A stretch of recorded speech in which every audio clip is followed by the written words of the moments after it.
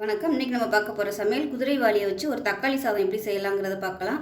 ரொம்ப ஹெல்த்தியாகவும் இருக்கும், டேஸ்ட் நல்லா அட்டகாசமாக இருக்கும். வாங்க எப்படி செய்யலாங்கிறத பார்க்கலாம். இப்போ இதுக்கு வந்து கடலெண்ணெய் இல்லை நெய் ரெண்டில் ஏதாவது யூஸ் பண்ணுங்கள், அதுதான் பெஸ்ட்டு. ரீஃபைண்ட் ஆயில் வந்து யூஸ் பண்ண வேணாம், அது வந்து உங்களுக்கு எந்த ஃப்ளேவருமே இருக்காது, டேஸ்ட்டும் கம்மியாக தான் இருக்கும். இப்போ ஒரு பவுலில் ஒரு 130 கிராம் அளவுக்கு குதிரைவாலி அரிசி எடுத்திருக்கேன். அது வந்து நல்லா 2-3 தடவை கழுவிட்டு ஊற வச்சுக்கலாம். நம்ம இதெல்லாம் தாளிக்கிற வரைக்கும் ஊறினா போதும். இப்போ கழுவிட்டு பார்க்கலாம். இப்போ இதை நல்லா கழுவிட்டு எந்த டம்ளரில் அரிசி எடுத்தோமோ அதே டம்ளரில் 2 டம்ளர் அளவுக்கு தண்ணி ஊற்றி வச்சுருக்கேன். இப்போ வந்து ஊறட்டும். இப்போ ஒரு குக்கர் எடுத்துக்கலாம். இப்போ தேவையான அளவுக்கு எண்ணெய் சேர்த்துக்கலாம். கடலெண்ணெய் சேர்த்துக்கலாம். கடலெண்ணெய் நெய் சேர்த்துக்குங்க. ரீஃபைண்ட் ஆயிலை விட இது 2 தான் பெஸ்ட்டு. இப்போ எண்ணெய் நல்லா சூடாகவும், இது வந்து பிரியாணி டைப்பில் தான் பண்ண போகிறோம். ஆனால் பட்டை, கிராம்பு, ஏலக்காய் அந்த மாதிரி எதுவுமே நம்ம சேர்க்க போகிறதில்ல. கரம் மசாலாவாக யூஸ் பண்ண போகிறோம். அதனால் வெறும் சோம்பு மட்டும் போட்டு தாளிச்சிக்கலாம். இப்போ இதில் மீடியம் சைஸாக வெங்காயம் பொடியாக கட் பண்ணதை சேர்த்துக்கலாம். அது கூடவே 2 பச்சை மிளகாய் சேர்த்துக்கலாம். கொஞ்சமாக புதினாவும் கொஞ்சம் கொத்தமல்லி இலையும் சேர்த்துக்கலாம். இதிலே சேர்த்துட்டோம்னா நல்லா வதங்கிடும். இது எல்லாத்தையும் நல்லா வதக்கி வச்சுக்கலாம். இப்போ வெங்காயத்துக்கு தேவையான உப்பு சேர்த்துக்கலாம்.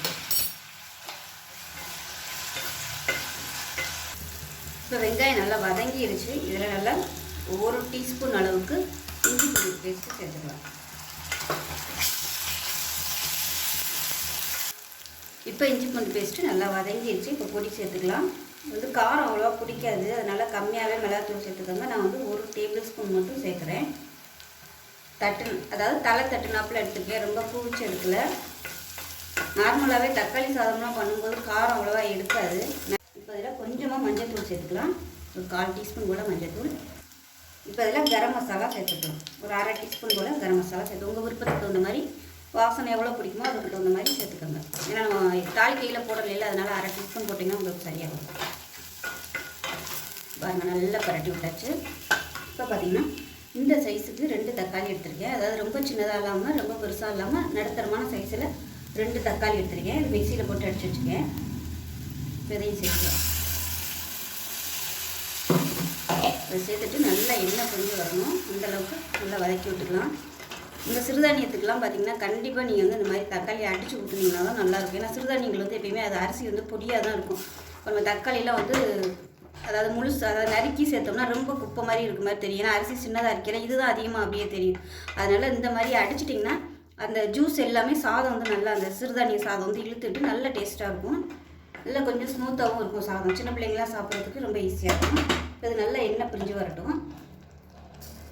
இப்போ மிக்சியில் வந்து அலசிட்டு கொஞ்சமாக சேர்த்துக்கிறேன். தண்ணி ரொம்ப சேர்க்க வேணாம். இது நல்லா அப்படியே எண்ணெய் பிரிஞ்சு துக்கு மாதிரி வரணும். அது வரைக்கும் நல்லா வதங்கட்டும். இப்போ தக்காளி நல்லா வதங்கிடுச்சு. வதங்கினதுக்கப்புறமா நம்ம அரிசி ஊற வச்சிருந்த தண்ணி பார்த்திங்கன்னா சூடு பண்ணிவிட்டு அந்த தண்ணியை வந்து சேர்த்துருக்கேன். இப்போ இது வந்து கொதிக்க ஆரம்பிக்கட்டும். உப்பு கம்மியாக இருக்குது, உப்பு சேர்த்துக்கலாம். கொஞ்சம் சுள்ளுன்னு இருக்க மாதிரி பார்த்துக்கோங்க. இப்போ தண்ணி நல்லா கொதிக்குது. ஊற வச்சுருந்த அரிசியும் சேர்த்துக்கலாம். இது தாராளமாக ஒரு 3 பேர் சாப்பிடலாம். இப்போ அரிசியை சேர்த்துட்டு நல்லா கலந்து விட்டுடலாம். கலந்து விட்டுட்டு உப்பு பத்தலைன்னா உப்பு செக் பண்ணி பார்த்துக்கோங்க. அதே மாதிரி புளிப்பு ஒருவேளை உங்களுக்கு கம்மியாக தெரிஞ்சிச்சுன்னா நீங்கள் கொஞ்சமாக லெமன் ஜூஸ் வந்து சேர்த்துக்கலாம். அந்த புளிப்பு வந்து பேலன்ஸ் பண்ணுறதுக்காக. எனக்கு வந்து இப்போ புளிப்பு கரெக்டாக தான் இருக்குது, அதனால் நான் வந்து சேர்க்கலை. இப்போ அதை மூடி வச்சுட்டு நல்லா ஒரு 3 விசில் விட்டுட்டு ஸ்டீம் போனதுக்கப்புறம் பார்க்கலாம். இப்போ ஸ்டீம்லாம் போயிடுச்சு. ஓப்பன் பண்ணி பார்க்கலாம் எப்படி இருக்குன்னு. இப்போ மேலாப்பில் தண்ணியாட்டம் இருந்துச்சுன்னா நல்லா கிளறி விடுங்க. கொஞ்சம் நேரத்தில் வந்து நல்லா வத்திரும். இந்த தண்ணியெல்லாம் வந்து உள்ளே இழுத்துரும். அப்படி ரொம்ப தண்ணியாக இருந்துச்சுன்னா சிம்மரில் விட்டு நல்லா கொதிக்க விட்டிங்கன்னா உங்களுக்கு நல்லாவே ட்ரை ஆகிடும். இப்போ இது சுட சுட இருக்கிறதுனால இப்படி இருக்குது பாருங்கள். கிளறவும் சரியாயிடுச்சு பாருங்கள். இது இன்னும் ஆற நல்லா கெட்டியாக வந்துடும். இந்த மாதிரி கொஞ்சம் இலக்கமாக சாப்பிட்டா தான் இந்த சிறுதானியங்கள் எல்லாமே நல்லாயிருக்கும். ரொம்ப ட்ரையாக இருந்தால் நல்லா இருக்காது. ஸோ இந்த ஆரோக்கியமான சிறுதானிய ரெசிபியை செஞ்சு பாருங்கள். செஞ்சு பார்த்துட்டு எப்படி வந்துச்சுங்கிறத சொல்லுங்கள். வீடியோ பிடிச்சிச்சின்னா லைக் பண்ணுங்கள், கமெண்ட் பண்ணுங்கள், சேனலை சப்ஸ்கிரைப் பண்ணுங்கள், பக்கத்தில் உள்ள பெல் பட்டனையும் ப்ரெஸ் பண்ணுங்கள். நன்றி.